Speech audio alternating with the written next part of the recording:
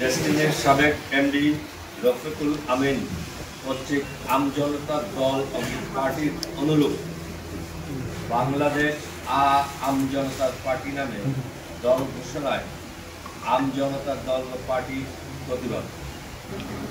আমরা আমজনতার দল পার্টির সহযোদ্ধারা অবগত হয়েছি যে ডেস্টিনির রফিকুল আমিন ও তার সহকর্মীরা গত 17 এপ্রিল 2025 ইংরেজি তারিখে সকাল 10টায় আমজনতার দল পার্টির নামের সাথে একটা সরেয়া এবং বাংলাদেশ যুক্ত করে নতুন একটি দল ঘোষণা করেছে, যার ফলে প্রতিনিয়ত সাংবাদিক ও গণমাধ্যম কর্মীদের পাশাপাশি নাগরিকবৃন্দ আমাদের সাথে যোগাযোগ করছেন।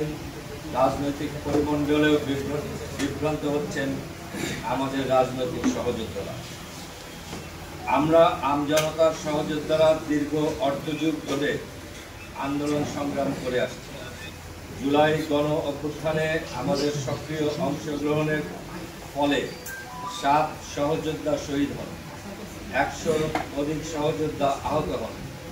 এর মাঝে 2 জন স্থায়ীভাবে দৃষ্টি হারিয়েছেন। সংগঠনের সাধারণ সম্পাদক জুলাই গণ অভ্যুত্থানে গুলিবিদ্ধ হন নিজে, আরেকবার কথা বলছে, এবং আটক হন। জুলাই গণ অভ্যুত্থানে স্বৈরাচার সরকার দ্বারা একাধিক মামলার প্রধান আসামি হয়ে কারাবরণ ও রিমান্ডে নির্যাতন নিপীড়নের শিকার হয়ে এখনো পূর্ণ সুস্থ হননি। এই সংগঠনের আহ্বায়ক হিসেবে আমি নিজে জুলাই এবং আগস্ট জুড়ে সাহসিকতার সাথে সংগঠনের সহযোদ্ধাদের নিয়ে লড়াই করি। আমাদের কেন্দ্রীয় কার্যকরী সদস্য ও রাজশাহী বিভাগীয় সমন্বয়ক নাজমুল হক স্থায়ীভাবে দৃষ্টি হারিয়েছে।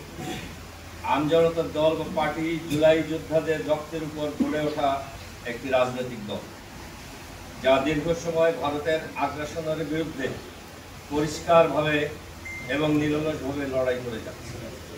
এই সংগঠনের নাম চুরি করে সামনের একটি অংশে একটা সরেয়া এবং বাংলাদেশ যোগ করে দেশের আপামর জনগণ, গণমাধ্যম ও রাজনৈতিক পরিমণ্ডলকে বিভ্রান্ত করা হয়েছে।